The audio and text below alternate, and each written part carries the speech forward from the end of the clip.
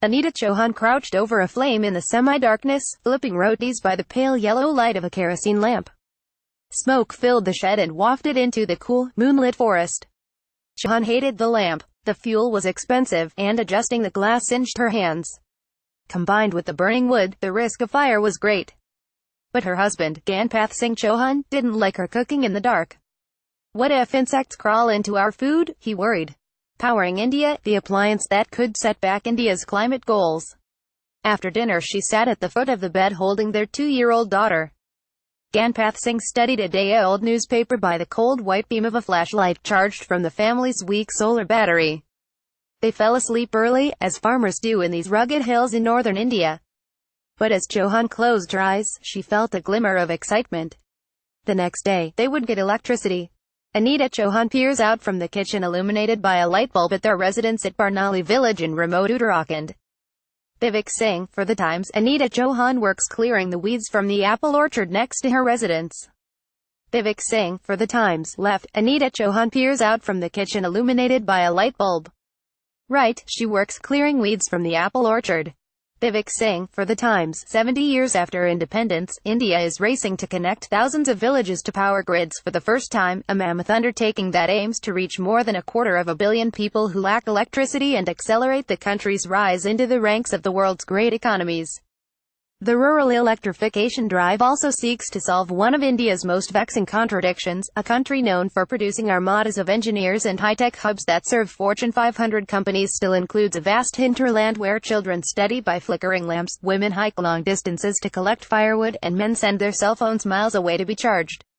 In Barnali, an apple-growing community perched on a wooded slope in the Himalayan foothills, farmers had petitioned government departments for 2 decades asking to be connected to the power grid. Solar batteries were unreliable, and difficult to charge between summer monsoons and winter storms. Families effectively lived only half their days, their movements all but frozen once the sun dipped below the rugged peaks to the west. Residents and workers in rural India talk about what it's like to finally get electricity in their homes. One day last year, a group of technicians drove into the village along the winding mountain road, armed with fancier smartphones than the Chauhans were accustomed to seeing. They snapped photos of the steep terrain and took down everyone's names. A few months later, a team of men in hard hats guided a 300-pound metal pole down the hillside and planted it on a patch of dirt below the apple orchard where 2 Chauhan brothers live with their families. The workers strung a cable through the beams of their long concrete house and hammered an electric meter into the wall. The morning that the power was to go on, a half-dozen members of the Chauhan clan stood on their veranda under a cloudless sky. Talk turned to a heady future filled with appliances, and soon a debate broke out. What kind of stove should they buy?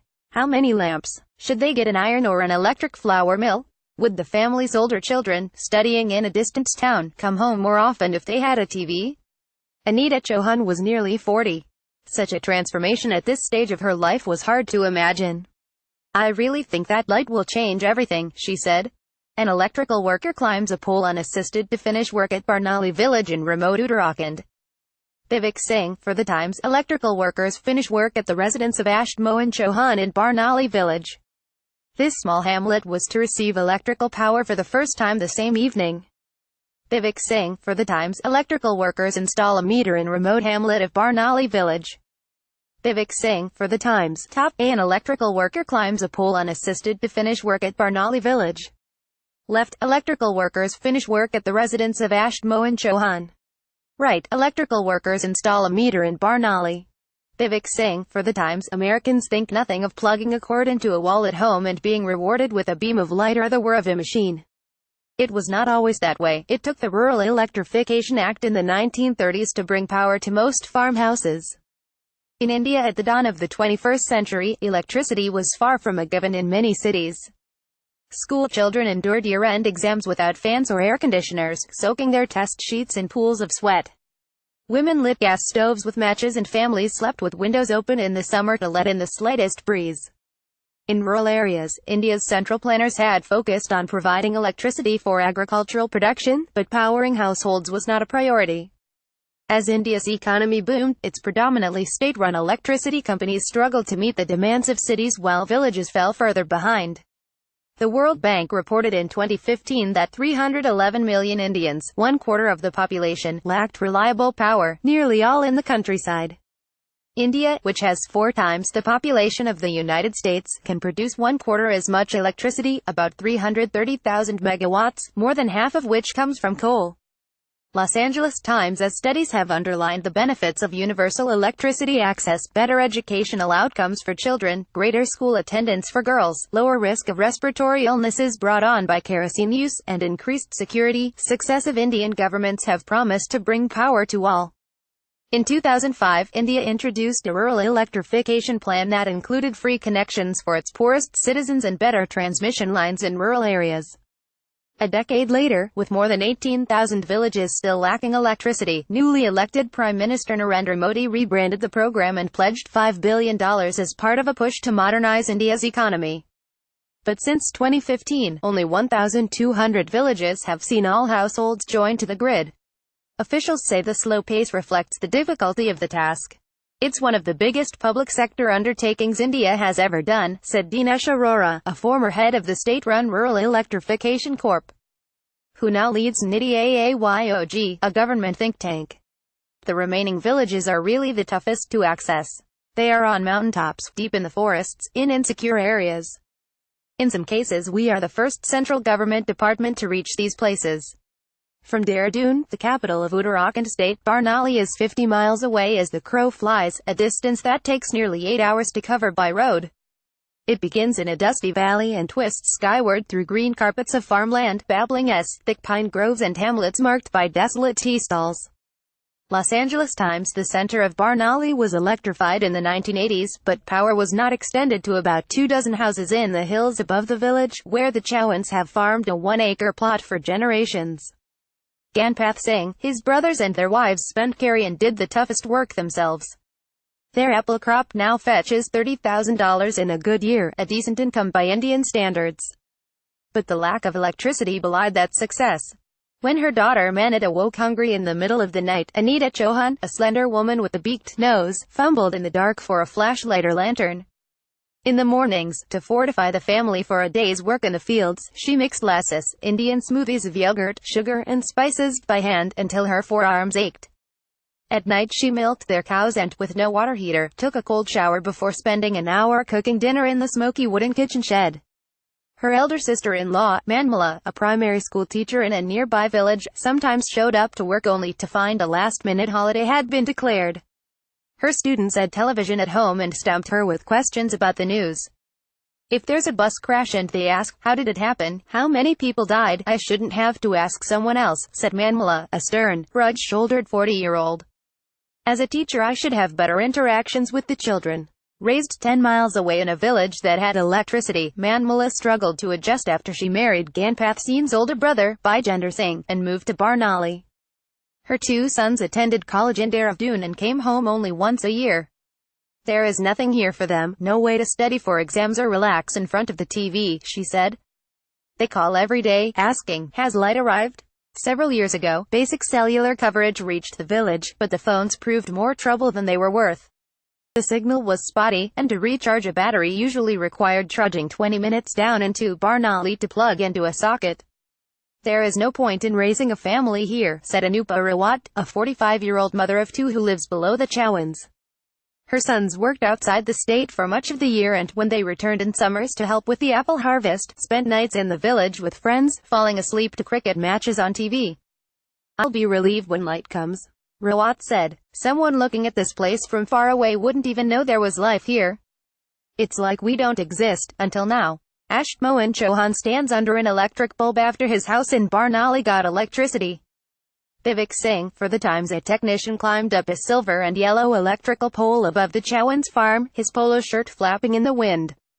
He fixed one last piece of high-tension cable, allowing current from a power station 20 miles away to reach the houses along the hillside. Gulshan Kumar, 24, read from below and tapped out notes on a cell phone app. As one of 400 rural engineers hired under the Modi government's electrification plan, Kumar had traveled to more than 70 villages to track the establishment of power connections. Walking miles in his beat-up Pumas, he showed off cell phone pictures of his work like trophies, leaping across it with his jeans pulled up to his knees, scaling a sheer cliff with a dog trailing behind him. It was not the standard engineer's job he expected when he joined the Rural Electrification Corp. in 2014, but it was part of the agency's fresh approach, deploying young staffers like humanitarian aid workers and developing an app to track progress village by village. My job is like an NGO, to provide help to the people, to give them electricity and their basic needs, Kumar said. A few hours later, as the sun dipped below the hills, Ganpath Singh trudged in from the apple orchard. Anita was in the shed, cooking potatoes. "Is the power on?" he asked. "I don't know," she shrugged. "I didn't switch on the light because I thought it would attract mosquitoes." He wiped his hands on his trousers and ate up his daughter, pulling a wadded-up light bulb wrapper from her hands. He found the panel on the wall where the bulb was installed and hit the switch, flinching for an instant as it bathed the veranda in a warm yellow glow. Life over the next several months was different, though it wasn't exactly the revolution Anita Chauhan had expected.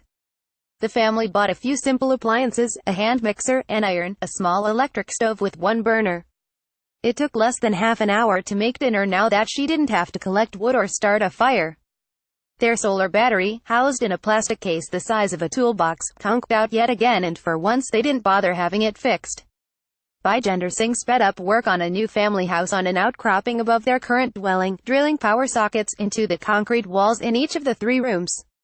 Instead of dirt floors he installed tiles, the builder's mechanical saw buzzing as it shaped the pieces. But they did not buy a TV or the water heater they had hoped for. A surprise hailstorm killed off half the apple crop, erasing most of their profits.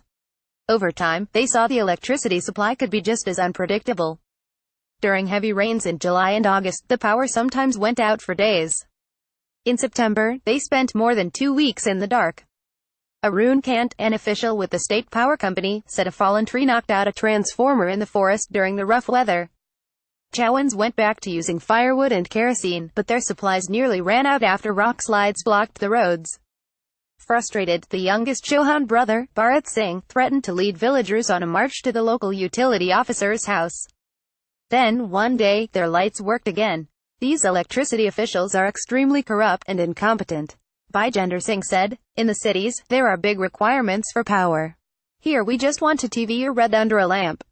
The frustrations in Barnauli point to a challenge at the heart of India's electrification drive. Poor villagers consume little electricity and generate hardly any revenue for utility companies, so companies see little incentive to make rural service more consistent.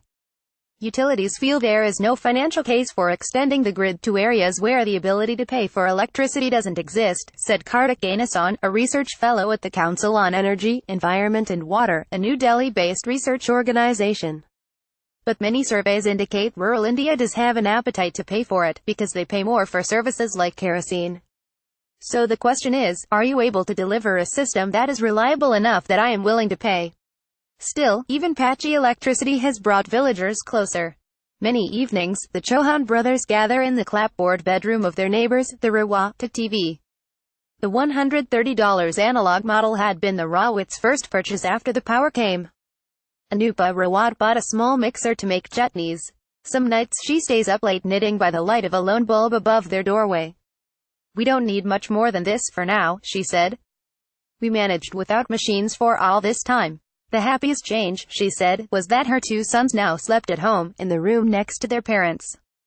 "It's nice that the whole family stays here," she said. "In today's world, who doesn't want light?" This story was reported with a grant from the United Nations Foundation. Shashank.bengali@lawtimes.com. Follow @bengali on Twitter for more news from South Asia.